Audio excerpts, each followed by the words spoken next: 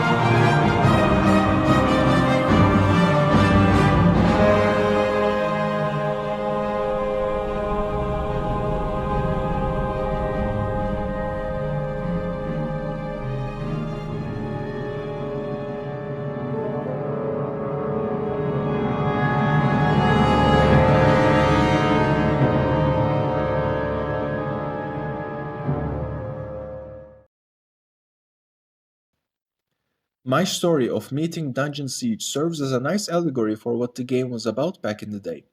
I was 6 or 7 years old when I first met a distant cousin and saw him play Diablo 2. I was mesmerized by everything I saw. The dim atmosphere, different creatures. I told my father that I wanted that game, and when we met again next week, he had this totally different game in his hands. He said the store ran out of Diablo 2, but an employee there said that the games were quite similar. I said, okay, Dad, and started playing. To this day, few products of entertainment have had such an influential effect on me as Dungeon Siege 1. There are detailed examples online of what the developers considered to be the shortcomings of Diablo, then considered the game on PC. All the shortcomings they have identified have culminated in their own unique answer that sums up Dungeon Siege 1. Keep the action going. What does this mean? Well, first, it means increased inventory size. The player's inventory is as roomy as it is, but in order to have more inventory, you need more party members. So, increase the party size. One player character and one moronic sidekick? Nah, fuck that. You can have 8 total members in your party. It could be a balanced mix or 8 mages kiting all day long. You believe you can take the additional beating and you want them juicy items to sell? Just hire a pack mule. You need more space? Just hire another pack mule. Do you want to solo the entire party adventure game of Dungeon Siege with your original party member and 7 pack mules on hard mode? Be my guest. Chris Taylor, leader of the gas-powered games, has also emphasized their dream of removing all loading screens, which they did. You start a new game or load a previous save. You'll see one instance of a loading screen, which doesn't take longer than a minute. Then you will never, ever see a loading screen until you finish the game. This may sound average, but for early 2000s it was a colossal task. Taylor later said he regretted this aspect as it was not worth time. Gas-powered games expected a 2-year development and ended up with over 4 years of crunch. Dungeon Siege 1 starts off with a generic introduction about how a once vanquished evil has returned to the land. An old man informs you of the Krug attacks with his dying breath, and the game starts off immediately. No more dialogue, no more quests, no starter area. You must journey to the nearest town. You don't know how far it is or what will happen there. You pick up weapons off the ground, point and click, a few tutorial boxes. By the time you leave the immediate area, you've been introduced to all skills within the game. The early game of Dungeon Siege is tough, not least because melee attacks can sometimes take forever to land, and the player travels a good distance before encountering another companion. The game is designed with a large party in mind, after all.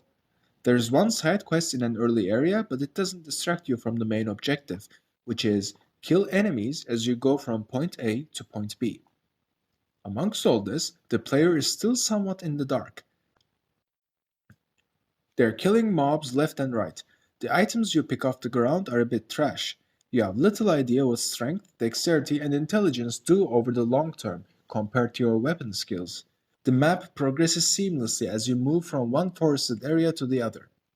Fortunately, another NPC, who makes you think how NPCs survive surrounded by so many beasts, tells you that the town is nearby. But he doesn't care, he's only there to tell you that you're close. A slug through the crypts introduces skeletons and gargoyles. Once you kill this area's boss, which is a larger gargoyle that shoots laser beams, you find the first companion in the game. Suddenly you have a second massive inventory at your disposal and a person who will increase your damage output. Hand her a few potions, give her any weapon you'd like, and boom, you have another companion who will stay with you until death or disband. Now you can kill these more and stronger Krug like nobody's business. After a short stretch, you arrive at Stonebridge. You have to find Bjorn, which isn't hard. Since he's a brave and awesome fellow, he wants to accompany you for free. The town is a good place to talk about some mechanics and the game's basic combat loop. By now, the player has realized what attributes and skills do. Keep in mind there are a few more effects, but they are quite complex and at the same time somewhat insignificant. Strength affects health, health regeneration, and melee damage. It is required to wear bulkier armor and stronger melee weapons, in addition to some strength requirement for bows later in the game. Dexterity affects armor rating and is required to use stronger bows, though it doesn't affect bow damage. It also affects melee hit rate, but it is negligible. Intelligence affects maximum mana and mana regeneration, and is required for mage clothing and staffs. There are no dexterity armors. Each skill, that is melee, ranged, nature magic, and combat magic, has an influence on strength, dexterity, and intelligence. As you can see, they have a major bonus to their assigned weapon. For example, using a sword increases strength the most, and a minor bonus to two other attributes. Skills increase upon progression. There are no explicit levels or points distributed. Most of this sounds convenient. Fighters will gain a major bonus to strength, which in turn they can use to equip better swords and armor. Increased health means they can take a beating at the front line. Except archers cannot increase their base attack by any means. The increased armor was perhaps an attempt by the developers to reflect their dodging, but instead they have better armor rating. Mages are given the worst treatment among all. Their low dexterity means their armor rating won't have a good increase, and low strength means they will have abysmal health. Mage robes have horrible armor, and more often than not you will equip these neutral kinds of armor for better survivability. If mages had good spell alternatives, such as casting an armor or stunning the enemy, then it all seems balanced, right? Except those skills are quite crappy and the game wants you to have the worst time with them. Hold creature is never worth the mana cost, armor never gets better. Only few spells are viable, whereas other spells have either too high of a cost or too little of an effect. The problem with magic ties into the game's principal problem with XP gain. Characters gain XP proportional to the amount of damage they deal. A fighter and an archer deals damage all the time. Healing gives you some XP but very little. If you have a dedicated nature magic healer in your party who spends most of its time healing allies, then he won't be gaining much XP. More healing required throughout combat, less damage your nature mage will heal. The same problem applies to a smaller extent to the combat mage who uses fire spray and misses targets most of the time. Melee is by far the strongest choice. You consistently deal damage, you die only after your party has been wiped, you spend all your money on equipment and a small amount of healing potions. Ranged deals good damage, can kite enemies until oblivion, and have decent armor. Combat magic is a consistent glass cannon, although more glass than cannon. Nature magic is underwhelming for so many reasons and can frustrate more recent players to the game. In a larger party, they can thrive by spamming the healing wind spell, while several others are consistently dealing damage. Against the backdrop of such mechanics, Stonebridge offers 4 companions in addition to 2 pack mules. Gjorn is free, so he's invaluable for newcomers. You could buy another companion and can afford healthy gear. Buying 2 companions means you could afford moderate gear and a few potions. If you try to recruit all companions, then you're probably out of all gold and potions. While Dungeon Siege is completely geared towards this large party gameplay, recruiting all companions here will introduce a challenge. Tinkering around means you definitely should get a free companion and maybe buy 1 or 2, depending on your attitude towards pack mules. Then focus on equipment to balance between firing power and survivability. The game introduces these companions with dedicated skills. Nobody has tried multiclassing except Eulora. This trend will continue throughout the game. Bar 2 companions, Boryev and Sikra, everybody has a dedicated skill. This is a trend that one needs to keep up in Dungeon Siege, or else they will face severe leveling problems. It seems to me that Dungeon Siege actively wants you to multiclass. You can smoothly switch between melee, ranged, and 2 magic attacks with numbers from 1 to 4. Stronger bows in the game need some strength to operate. Mage staffs that require intelligence have very high base melee attack values. Any character can cast magic by equipping a spellbook. Bow damage does not scale with dexterity, so even lower leveled bows dish out damage in case you want to shoot a few arrows while enemies close distance. You will most likely use a nature magic spell or 2 for basic healing. Yet in spite of all this, it is one of the hardest games to multiclass in. To summarize the problem analytically, more you level up your skills, harder it gets for you to level the other 2 attributes. A fighter who has 30 skill in melee will have around 29 strength and 13 intelligence. Even if he levels his combat magic to level 30, his intelligence will only increase to 15.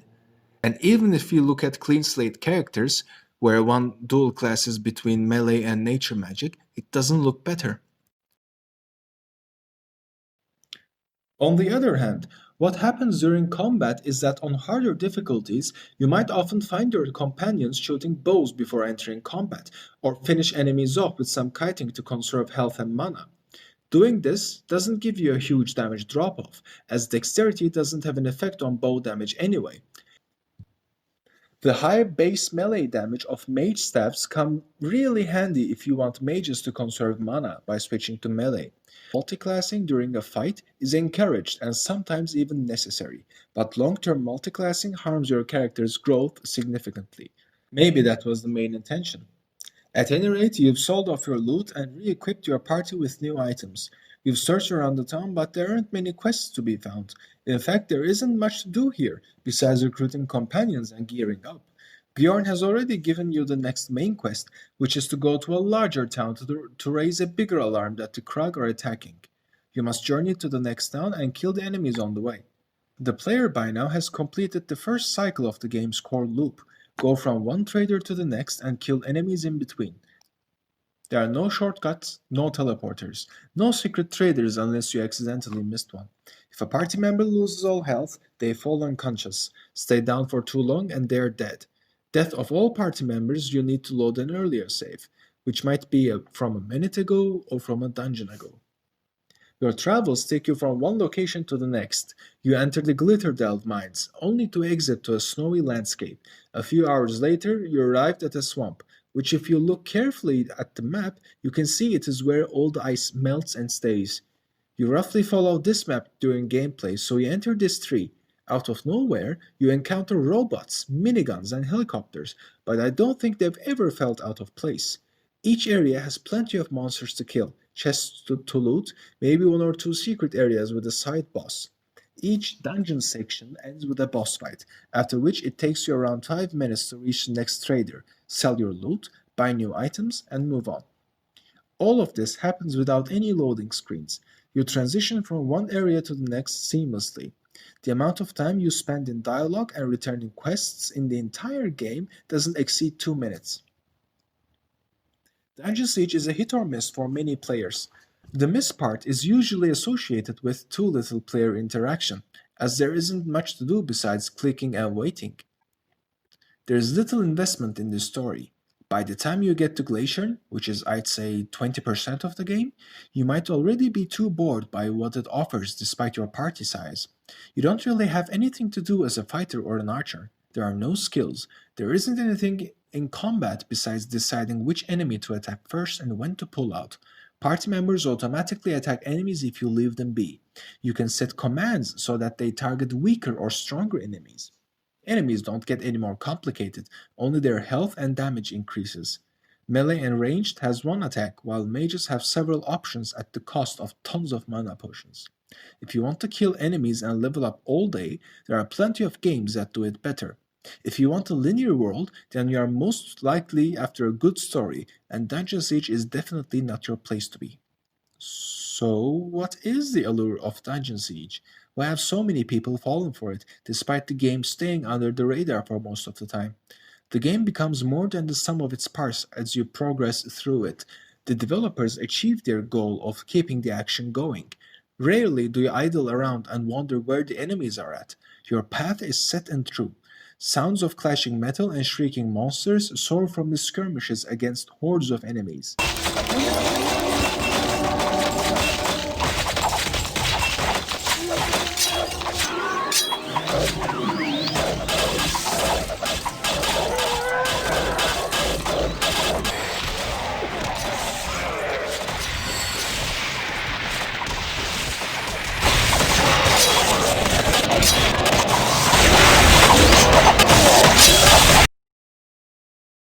You have a solid variety of items awaiting you as loot, as well as goods from vendors. You can pop open all inventories at the same time to move potions around. A button on the top left rearranges the inventory so you have more space. All you need to know is shown in these 3 boxes. A hotkey lets your party members fan out and gather all loot. If you have a pack mule in your party, pressing the hotkey will make them gather the loot and put it in the mule's inventory, unless you interrupt the process. If you feel like you want to engage from range, just press 2 and everybody switches to bows. You screwed up a character while multiclassing? Just disband them and get another one. Someone died and you have no more resurrection scrolls and your last save was from an hour ago? Just disband that dead guy and get another one. Your main hero is dead? Just disband yourself and get another one. The little story we have gains some tension much later, but your party is already looking like companions of myth and legend before you reach the middle of the game. As people are pinned down in their miseries, you are this brute force that cannot be stopped. You are not adventurers, you are companions with a capital C. It focuses very little on what individual characters do. Warriors are bulky individuals who swing metal sticks. Archers go pew pew. Anybody with a spellbook can cast a spell, but only mages have necessary intelligence to be truly efficient with it. They blast bolts and summon pets. You click on enemies, the party takes care of it for you. Instead, you are responsible for the inventory, party composition, and the fights you pick. You decide maybe your party is a bit squishy at the moment, and best to lure enemies in smaller packs. Potions drop, but not enough to sustain endless potion tracking, not least because it takes actual in-game time to drink them, which I think is awesome.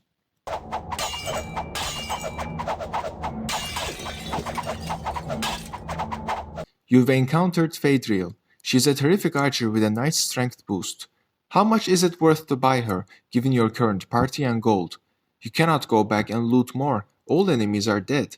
You only have a limited amount of gold before you pack up and move on. Which fighter in your party should use this axe? Or do you want to sell it so you have more gold? Do you finally get that extra piece of armor for Sikra who dies all the time? Maybe it's time you bought a pack mule for increased loot capacity for more gold at the next town, or dedicate one to potions only. You really want to recruit Lord Bollingar. He has awesome stats and is located just before the endgame, but whom will you disband? You've come a long way, and all of your companions have decent stats, but Lord Bollingar is too good to pass on. If you disband your pack mule, you will lose a whole lot of potions. This is what I mean when Dungeon Siege as a whole is far, far larger than the sum of its parts. The game's problems with multiclassing, balance, or story doesn't seem much of a problem when you compare it to the epic trek you make from your farm to the heart of evil, wondering what different geography and enemies the game will throw at you next. Although the game's main premise is to keep the action going, it isn't the only place where it shines. While the game's medieval setting is nothing uncommon, the vistas you encounter are. The game's artwork is still astonishing to this day. Thanks to a very convenient third-person camera, you can zoom in during the clashes and zoom out when walking to enjoy the nature. When all these come together, for me they all build up to this unique experience. Many who have played the game share that opinion, considering what the game aims for and what year it was released. Others have issues with the story, multiclassing that is punishing at long term, and repetitive combat. But the skeleton provided here, which I will talk more about when we come to Dungeon Siege 4, is pretty sturdy. Well, that summarizes Dungeon Siege 1. We'll talk much more about it in the other video, but now we have an idea of what the game is about. I'm not going to go through the story, but just make a remark. Although the story in the game is pretty shallow, the lore behind Dungeon Siege isn't. Neil Halford, the writer of the game, originally had a much larger story in mind and wrote a significant amount of lore. Sadly, very few bits and pieces of this lore is presented in the game, with some dialogue and books, and the main quest is trimmed down to a bare minimum. Lucky Hergis Inn is located in Glacier, just before the mid-game starts. The player definitely will not remember this name when and if they recruit Sikra and read the book in her inventory. Hergis Bog was a man sentenced to death, but following tradition, he was given a sword and a bag of coin, and sent into a dragon's lair. If he managed to slay the dragon, he would be allowed to leave the kingdom with his life, and all the money he could carry from the lair left by the previous prisoners. Hergis narrowly escaped death, surviving with one eye and a limp, bags of coin, and a dead dragon baby.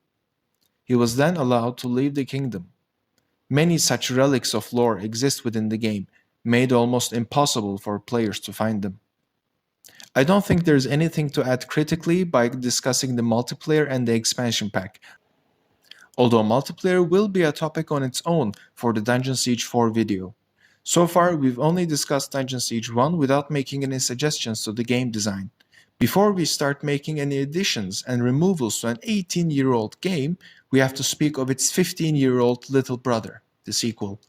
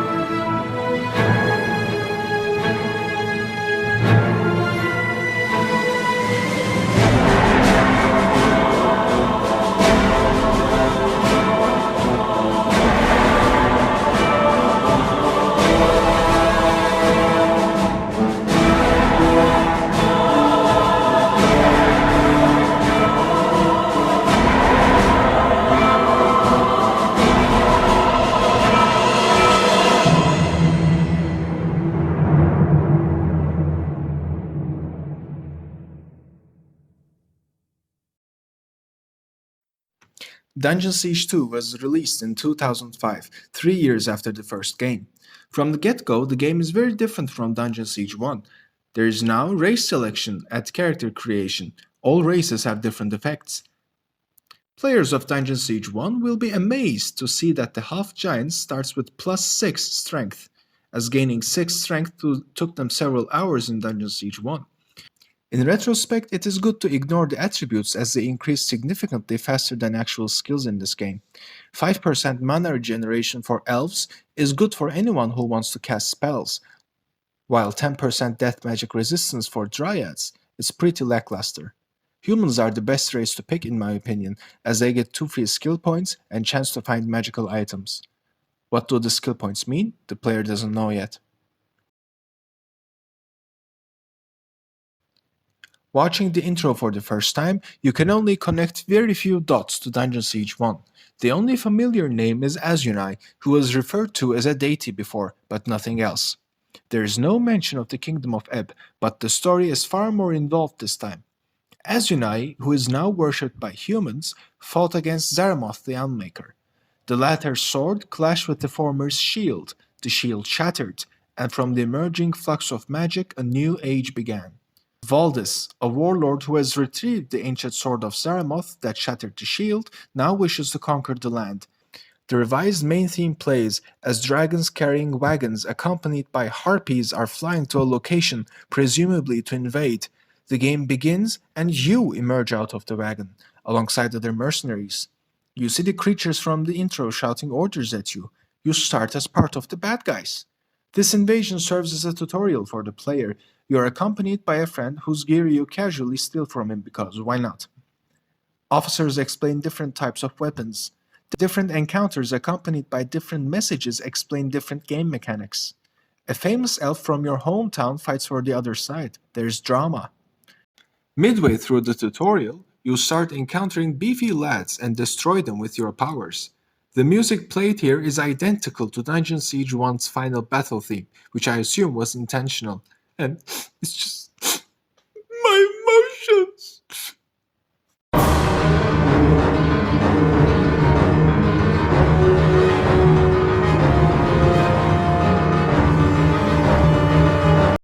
The tutorial ends with Valdis, the bad guy, storming a temple and taking a piece of Azunai's shield.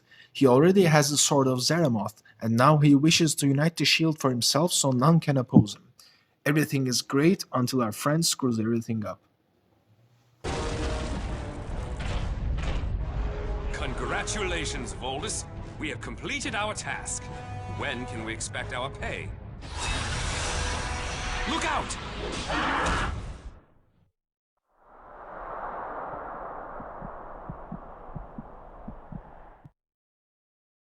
Like Stonebridge, the town of Ireland is a good place to discuss how Dungeon Siege 2 works. So far, you've killed enemies with different skills and gained XP. How you kill enemies determine which skill line will advance. You've hit with a hammer. Suddenly melee bar has started to fill up.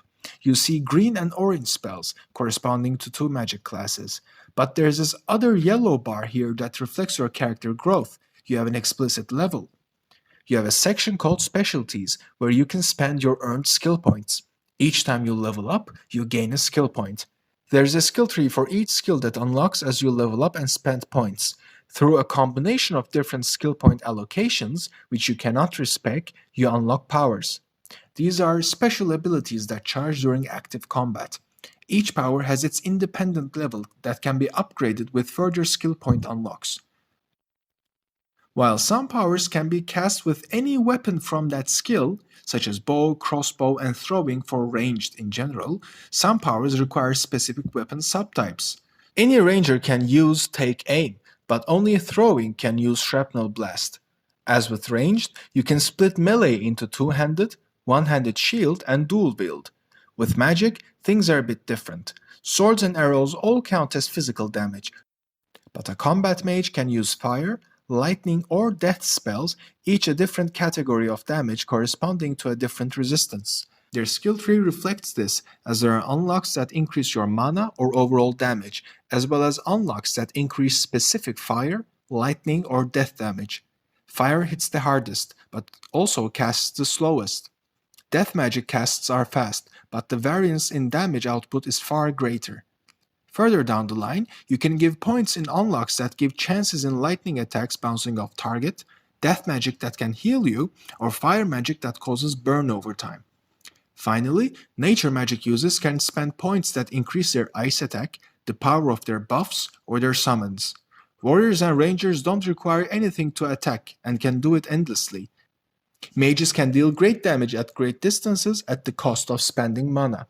Players who wish to employ mages with such active, mana-based systems have to spend a good portion of their income into mana potions. Let's imagine a level 15 character. She has spent all her life as a combat mage, and she rocks at it. Only problem is that she dies too often. What should she do? She takes a look at the melee page and sees Fortitude. She spends a few minutes using a melee weapon and gains a level. Now, she can give a point in Fortitude and increase her health. She can spend as many points in Fortitude as she wants, giving her some health that she otherwise couldn't get because she has low strength. Any character, whether he is level 9 or 69, can spend some time using a ranged weapon, get it to level 5 to unlock Survival, which gives a bonus to your resistances. Your combat mage who loves summons realizes later that nature summons are far stronger. By leveling his nature magic to 12, he can spend the rest of his points for increased health and damage on his summons. You can come up with quite creative ways to compose your party with this skill tree. You can definitely imagine leveling all characters to 1 melee and 5 ranged at some point. This unlocks increased health, dodge, and resistances options for your skill points to be spent on later. You can have mages that can specialize in certain categories, such as debuffs, summons, or a certain type of damage. Although keep in mind, it's not a good idea to give all your points to one type of damage, since they are resistant and immune enemies.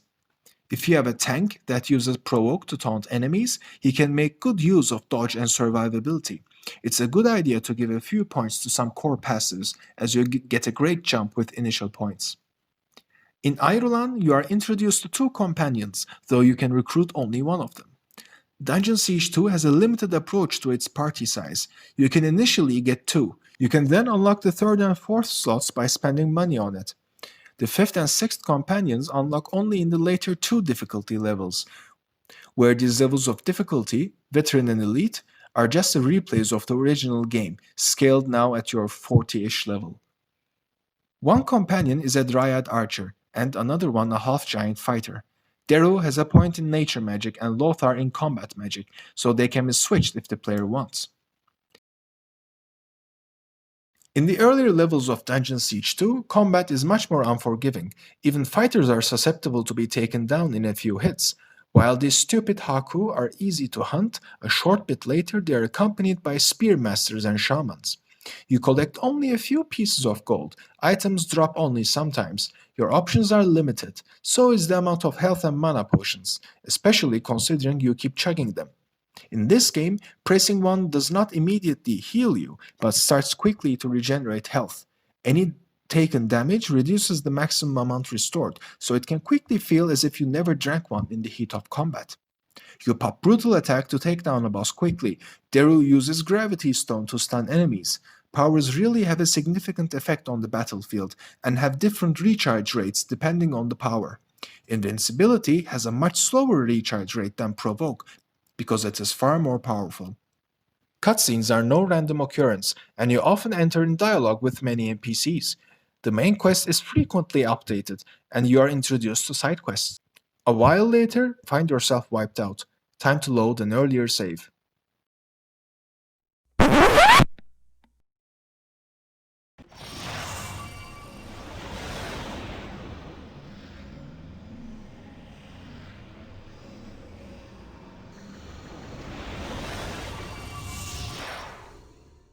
You are half naked, but you're alive. Once you die, you spawn at the town teleporter. In return of 25% of your party's gold, you can summon all your lost items or you can retrieve them at where you were wiped. How to reach where you died? Just teleport to the latest teleporter you've activated. When you exit the game and load your character, they spawn at whichever town's area they were in last. It is for that reason that I've had such a hard time capturing footage from various areas of the game, and admittedly had to rely on other people's footage for some areas. You resupply your party, you've gained some levels in the wilds, you can buy fighter armor with the melee skill, ranged armor which is inferior with the ranged skill, and mage armor which is the most inferior, the requirement of which determined by the equal amount of nature and combat magic skill. You buy some potions, realize you haven't used your summon teleporter skill, and move out again. Keep in mind that since the game has no manual save slots, the best thing you can do is to summon teleporters every so often. Once you teleport back, the enemies have respawned as well.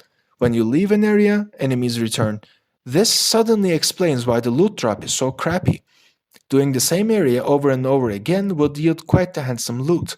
Since you can go back to towns anytime you want, you don't need to have an inventory discipline at all. That is also why the XP you receive from killing underleveled or overleveled enemies, minus +5, will be 0. The game consists of 3 acts. Each act has a main town. The wilderness, as one might call it, consists of 1 or 2 large areas. Once you exit Irulan, you finish the northern area first, then leave through the now unlocked southern gates to finish the rest of the island. Assuming you never die, and if we leave aside the quest updates for a moment, you won't see a loading screen. Once you finish the south, you unlock a portal to advance to a completely different area and see a loading screen.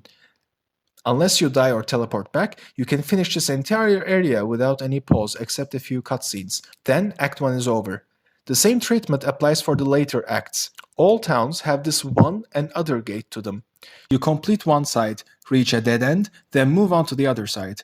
Then, portals and teleporters help you advance throughout the geography. You encounter quests to complete and kill enemies along the way. Some mobs have nothing to them. You use your regular attacks to charge your powers. Others have some resistances or weaknesses. You use your powers to blast them all. There are a few item sets out there, but they quickly become underleveled for your character, so you ditch them for better gear. All weapons and armor are specialized for 3 archetypes: melee, ranged, and magic. There is no reason to use ranged armor when you can afford melee, nor is it worth it to level melee as a mage to acquire melee armor, since you are far better off leveling combat or nature magic for better spells and mage armor. Switching to a bow with a melee character isn't really worth it, nor is it easy to do as you have to open your inventory and manually switch weapons to do this. When your melee guy runs out of health potions, you don't switch to ranged. When you run out of mana potions, you don't need to switch to melee or ranged.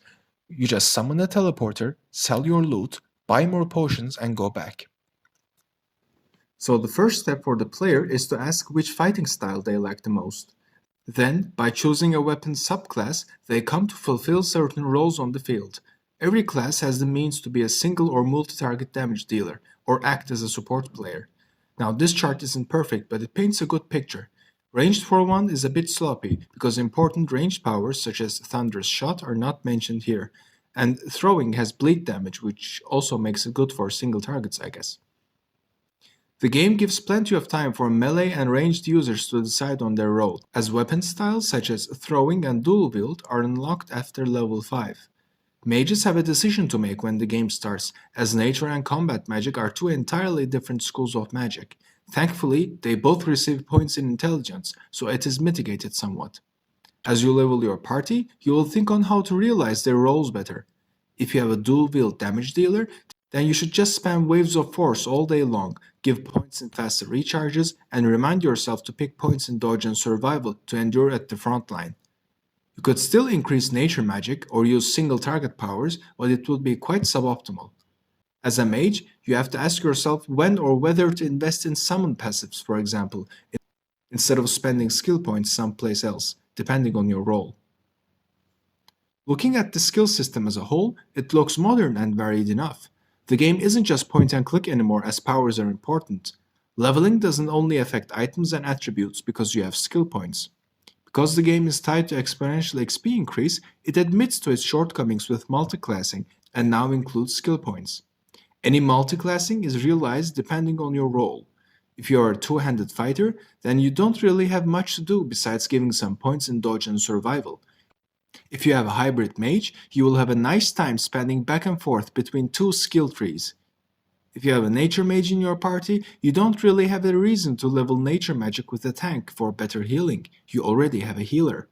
Very little active multiclassing is realized during active combat. It will take you a few moments to level up to the necessary skill requirement for a passive unlock, after which you can dump in points infinitely. All features in games must have at least some sort of urgency in them, or else they will purely count as aesthetic features, used at players' leisure. For example, you can put cartwheeling in Super Mario, but is it really necessary when you can jump? If the best way to advance and survive is to jump most of the time, then cartwheels won't do any good. You can make a cartwheel at your own leisure, but you would need much more than that to play the game. Dungeon Siege 2 includes pets, something we haven't talked about yet. In short, pets are companions that you feed items with that deal damage but don't earn any XP. Ideal for those who want to play solo but lack the firepower. There is a pack mule pet with increased inventory size, but is it really necessary, considering you can teleport back to the town at any time you want? Since there isn't any urgency about inventory space, there is no need to get a pack mule either. It is reduced to an aesthetic choice.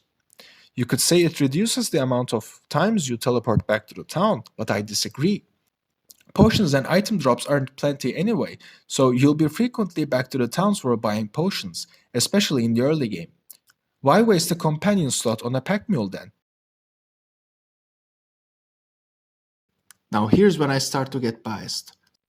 Maybe it's me, but I just hate teleporters. I've grown to hate them over the years, because every game out there adapts some sort of a fast travel or a central base hub mechanic that shatters immersion for 90% of the cases, especially for linear storylines. Loss of formations, tactics, and a larger party are surely signs of some identity loss in Dungeon Siege, but I am also happy with some changes Dungeon Siege 2 has made, including combat. Thanks to a smaller party, bosses can throw larger spells at you, such as one-hit death beams and area of effect spells that the Dark Wizards use. The dragon fight would be a nightmare trying to dodge firebolts with 8 members. Your party adapts a certain composition over time thanks to the powers. Sadly, the one-place teleporters ruin combat is with mages. Despite the jump from the previous game, a mage-only party is prone to getting wiped, constantly losing 25% of party gold for resurrection. Decreased loot and potion drop means a mage-only party will be poor as hell until much later stages in the game. Some of this criticism can apply for Dungeon Siege 1 as well. This urgency critique certainly applies for 95% of the spells in the first game, unlike the second. Both games have their own issues with multiclassing, communicating the variety of companions, mages without any gold, and so on. But allow me to give an example. Here I am at Alpine Caverns out of all potions in a mage-only party.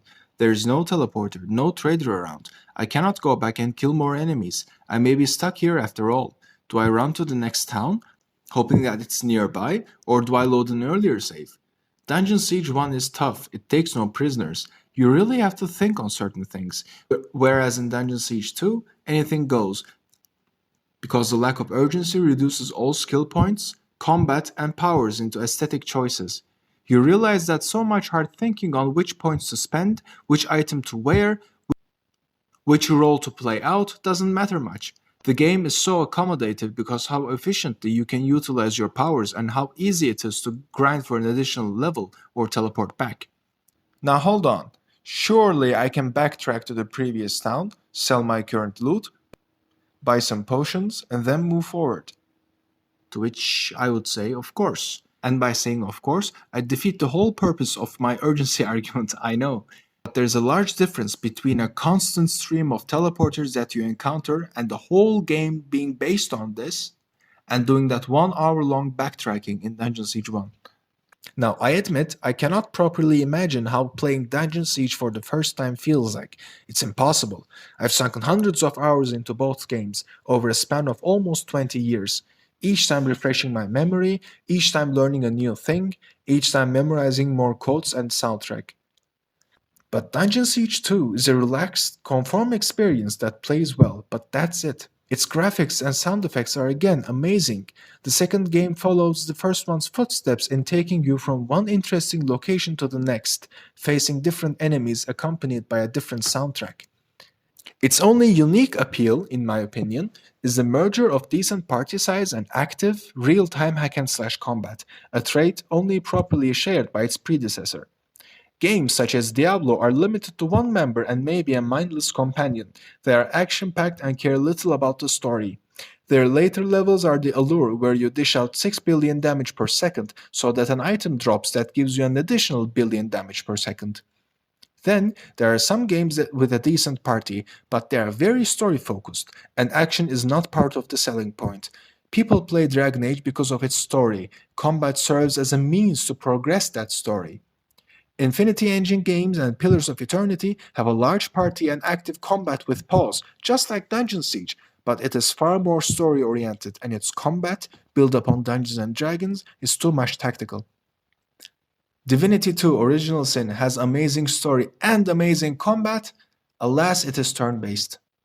It is still for me so much fun to play Dungeon Siege 2, don't get me wrong, but depending on your preferences, chances are there are much better alternatives out there, like the ones I've listed just now. Dungeon Siege 2 looks, sounds, and plays beautifully at what it does, but better engagement or story are found at much different places. I imagine I am out of my element with my bias now, but imagine how awesome the game would be if the game's party size was 6 from the beginning and it had no teleporters. Most of the quests would change, but the storyline would stay the same.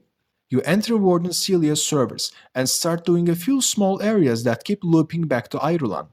Having paid your debt, you're set on a path southeast to reach the Azunite Desert portal, or even better, a resistant outpost that has a small boat that can ferry you to the Azunite Desert.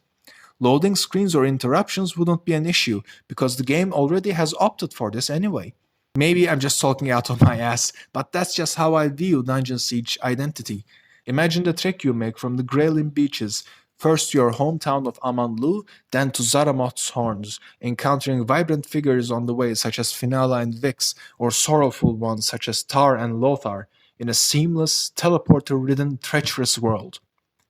I don't blame gas-powered games for the alterations made to the franchise, nobody can, nor do I wish to gloss over the fact that I would have been perfectly happy with Dungeon Siege 2 plus no teleporters as a third installment for the franchise. That's how entertaining the skills, spells, and powers themselves are in the second game. They merely wanted to adapt their franchise for their customers in a world where teleporting, grinding, and skill trees had become much more popular. It is not an uncommon thing in gaming for one company to change their franchise in an attempt to modernize, to do good service for their players, only to realize later that some changes were not necessary at all. I can say all of this in retrospect, almost 2 decades after the first title, so I'm not trying to sound judgmental or anything. I am only a player who, having played so many games, has an idea on how one can modernize Dungeon Siege.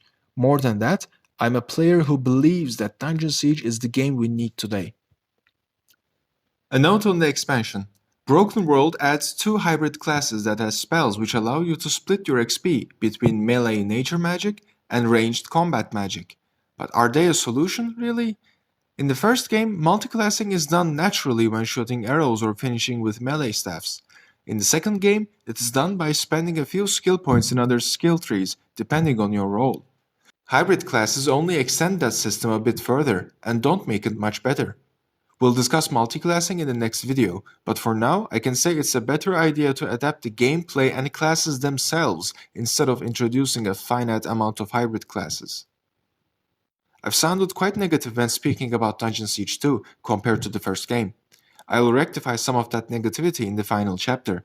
Both games are great, and I would still prefer playing Dungeon Siege 2 over so many other action RPG titles. The game corrects some issues with the first game and at least tries to correct many of them. I've come to appreciate the game more, having played a lot of it again for this video. I will frequently draw elements from the second game as well when discussing Dungeon Siege 4. Who knows what Chris Taylor and gas-powered games could have conjured as a sequel had they retained their flagship franchise.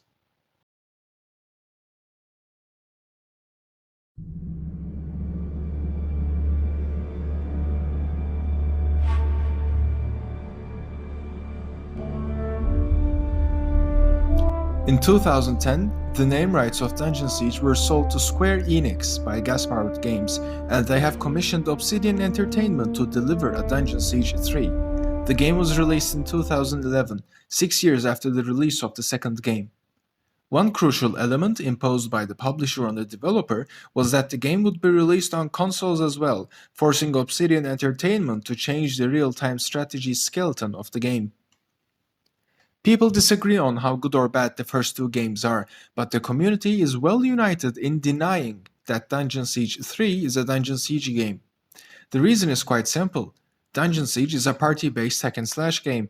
Dungeon Siege 3, however, is a story-driven action RPG with a party size of 1.5, you and a brainless companion. It follows the Obsidian Entertainment fashion of games in that there is at least solemn care given to the lore and minor characters, but the gameplay leaves much to be desired. What is interesting for me is how its story feels more relevant to Dungeon Siege 1 than Dungeon Siege 2's story does. The game is set in the Kingdom of Ebb, 150 years later after the events of the original game. The game is dripping with references and Easter eggs. You visit the crypts of the companions, your own party from Dungeon Siege 1. It treats as if you had the means to recruit all available companions, from Zed to Sikra, and you are retroactively given the canonical name Lady Montmarin.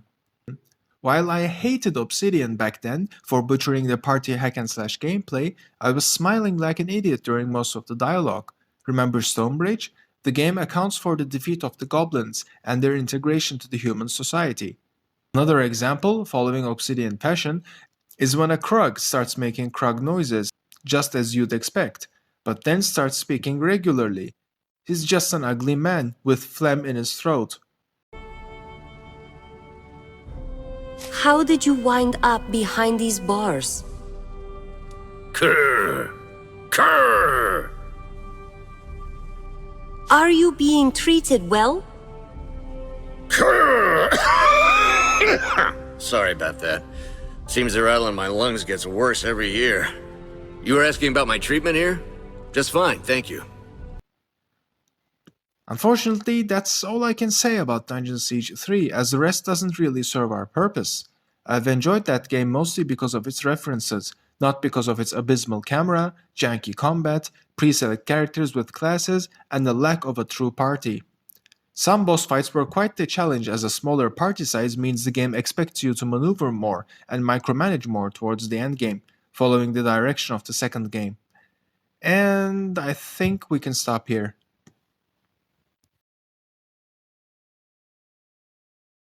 This is the end of part 1. We have analyzed and compared the first two games to sort out the implications of certain gameplay elements and how they fit with one another. In the next video, I will be constructing a Dungeon Siege 4 from the ground up, drawing mechanics from both games, as well as introducing my own ideas that I think would be worthy of a Dungeon Siege 4. Hopefully, I'll be able to communicate my ideas properly. Hope to see you in a bit.